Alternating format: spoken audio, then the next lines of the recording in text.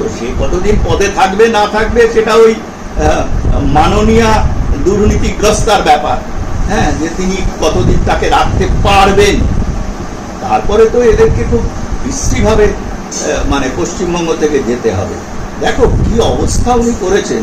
কে একটা অনুজ শর্মা নাকি নাম, একটা কলকাতা পুলিশের সিপি থাকার সময় আরো একজন দুর্নীতিগ্রস্ত আইপিএস কে বাঁচানোর জন্য মমতা ব্যানার্জি মুখ্যমন্ত্রী হিসেবে যখন তার সরকারের বিরুদ্ধে ধর্নায় বসে গেলেন, সেখানে সিপি ড্রেস করে ইউনিফর্ম পরা অবস্থায় মমতা ব্যানার্জির পাশে ধর্নায় বসলেন অনুজ শর্মা।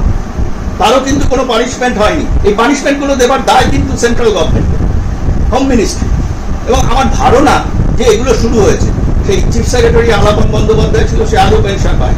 হ্যাঁ, মমতা বন্দ্যোপাধ্যায় সরকারি এক্সচেকার থেকে তাকে অনেক কিছু টাকা শ্রীকৃষ্ণী কুশ্রী এইসব বেআইনি ভাবে দিতে পারেন, পরে আবার একে সুদসহ সব টাকা ফেরত দিতে হবে, সেটা আলাপনও জানে, সেটা ভিন্ন প্রশ্ন।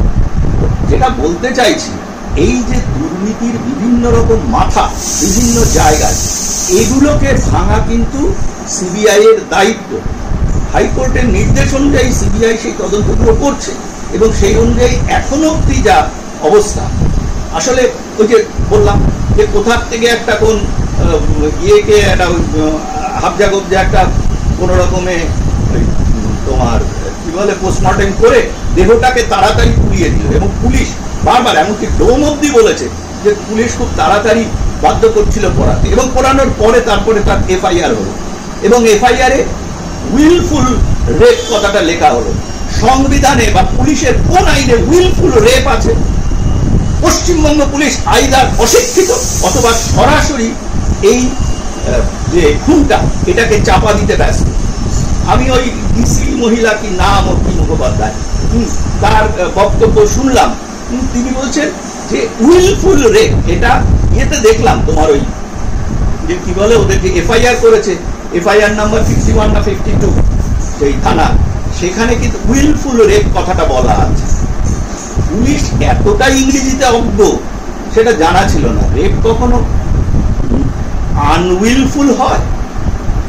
উইলফুল, ফোর্সফুলি সেটা রেপ করা হয়েছে। আরে রেপ তো ফোর্সফুলি হয়, এ তো মহা অদ্ভুত। মানে তারা রেপটাকে এমন ভাবে ধরে নিয়েছে, তারা হরবকত এসবে অভ্যস্ত বলে, যে কোনটা উইলফুল, এটা উইলফুল দিতে হবে, তাহলে একটু ফোর্স হবে, তাহলে ওই যে একটা বলির পাঠাকে ধরেছি সেটাকে তাড়াতাড়ি ফাঁসি দিয়ে দেওয়া যাবে। এটা হয় না। তুমি একজন লোককে ফাঁসি দিয়ে তোমার 25টা সাকরে যারা সরাসরি এই খুনে যুক্ত, যারা দুর্নীতিতে যুক্ত, তাদের বাঁচাবে, তার জন্য তুমি সরকারে থাকবে, এটা তো ভারতীয় সংবিধান অ্যালাউ করে না।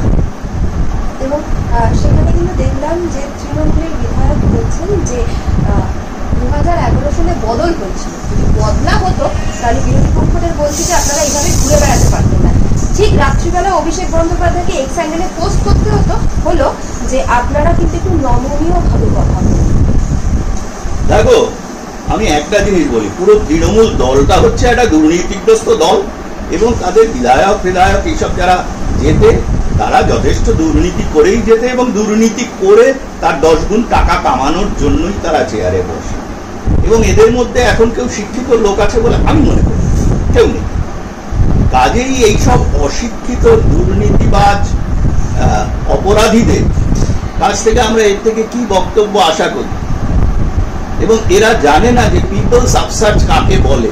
পিপলস আপসার্চ যেটা দেখতে শুরু করেছে, ওই তো ফোর্স করার কথা বলেছিল, এবং ওদের সেই দিদিমণি, তিনিও তো আবার সাংঘাতিক শিক্ষিত, কোথা থেকে একটা জাল পিএইচডি ছিল, তারপরে কোথার থেকে আরো কিসব ডিগ্রি ফিগ্রি পেয়েছে, কিন্তু কোনো হ্যাঁ সেই সব কিভাবে করেছে সে তো জানি। আমার তো বয়স হয়েছে, ও তো আমার থেকেও বয়সে ছোট, তো সেগুলো জানি, সেগুলো আর বলে লাভ নেই, শুধু শুধু লজ্জা পাবে। তো যেটা বলতে চাইছি যে এই লোকগুলো অনেক কিছু জানে না, যে পিপলস আপসার যেটা দেখেনি। আমি শুধু বলে দিই যে দ্বিতীয় বিশ্বযুদ্ধে হারার পরে হিটলার সুইসাইড করেছিল, সেটা আলাদা। মুসোলিনি একটি পার্কে যখন বক্তৃতা দিচ্ছিলেন রোমে, তখন জনসাধারণ মুসোলিনিকে ধরে খুব আদর করছিল, আদর করার পরে মুসোলিনির বডিকে আইডেন্টিফাই করার জন্য তার বডির কোনো অংশ, জামা কাপড়ের কিছু পাওয়া যায়নি, শুধু দাঁত দেখে তাকে আইডেন্টিফাই করা হয়েছে। এই ঘটনাটা আমি বলে দিলাম, লেখাপড়া করুক, এরা জানতে পারবে যে পিপলস র্যাথ কি জিনিস। সেখানে কিন্তু কোনো সংবিধান চলে না, এবং তোমাদের এই কি বলে অনুপ্রেরণা দিদিমণি, যার অনুপ্রেরণায় অনুপ্রাণিত এইসব অশিক্ষিত চোরগুলো এইসব কথাবার্তা বলছে। একটা জিনিস দেখো, অভিষেক বন্দ্যোপাধ্যায় এক্স হ্যান্ডেলে তাদেরকেই কিন্তু কন্ট্রোল করতে বললেন, আর মমতা বন্দ্যোপাধ্যায় কি বলেছেন, উনি নাকি রামকৃষ্ণ দেবের ভক্ত বলে ফোর্স করতে বলেছেন। তো দেখো, মমতা বন্দ্যোপাধ্যায় আইদার অজ্ঞ অথবা অত্যন্ত দুরভিসন্ধিমূলক, দুরগ্রস্ত, দুর্নীতিগ্রস্ত মহিলা। কেন বলো? রামকৃষ্ণ বলেছিলেন অপরাধীদের বিরুদ্ধে, অপরাধে যারা ক্ষতি হল তারা তাদেরকে ফোর্স করতে বলেছিলেন। আর উনি কি বলছেন, যে অপরাধ যারা করেছে তাদের বিরুদ্ধে যারা প্রতিবাদ করছে তাদের বিরুদ্ধে ফোর্স করো। নেতাজি আর পেয়াজি দুটো কি এক হলো? উনি যা খুশি তাই বলে বেড়ান। উনি তো সেই সরস্বতী মন্ত্র, সেই উচ্ছ্বসিত ভূত বিনা পুস্তক রঞ্জিত হস্তে কি সব বলতেন। এরা বাবুছালের মতো অনেক কথা বলে। আসলে মূর্খ লোক যদি পাণ্ডিত্য দেখাতে যায় তাহলে এরকম একটা হাস্যকর কৌতুক হয়। স্যার, একদম শেষ প্রশ্ন করবো। আপনি তো জীবনে এত অভিজ্ঞতার মধ্যে দিয়ে গেছেন, 26 দিনের মাথায় কিন্তু অ্যারেস্ট করা হলো সন্দীপ বাবুকে। যেভাবে জুনিয়র ডক্টররা লড়াই করছে, আপনার কি মনে হয় যে এই লড়াই যদি দীর্ঘভাবে চলে, পথে থাকে, তাহলে জয় নিশ্চিত? দেখো, আমি আশাবাদী শুধু জুনিয়র ডক্টরদের নয়। আমি ধরো আমার সহপাঠী ডাক্তার সিনিয়র, তার সঙ্গে কয়েকদিন আগে আমার কথা হচ্ছে, বললো দাদা আমরা তো হাসপাতাল সামলাচ্ছি, আমরা তো জুনিয়রদের বলেছি তোরা লড়ে যা মাঠে, আমরা আছি। এবং দেখো, হাসপাতালে কিন্তু সাধারণ লোকেদের খুব একটা প্রতিবাদ নেই। হাসপাতালে চিকিৎসা পাচ্ছে না এসব অযোগ্য, মূর্খ, দুর্নীতিবাজ, অসৎ লোকেরা এগুলো প্রচার করে। এগুলোতে কিন্তু কোনো কিছু দাগ কাটছে না। কারণ হাসপাতালে কিন্তু সিনিয়র ডাক্তাররা তাদের ওভারটাইম দিয়ে রোগীর চিকিৎসা কিন্তু যেমন চলছিল চলছে।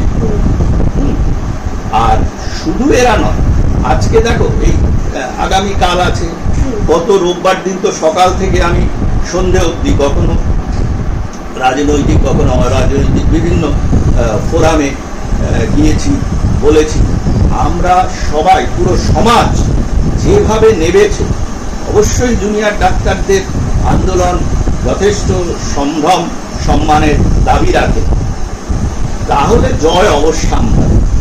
এই জয় স্বাভাবিক, এখানে পরাজয়ের কোনো প্রশ্নই নেই। এবং এটা শেষ হবে না যতদিন অবধি প্রকৃত দোষীরা না শাস্তি পাবে।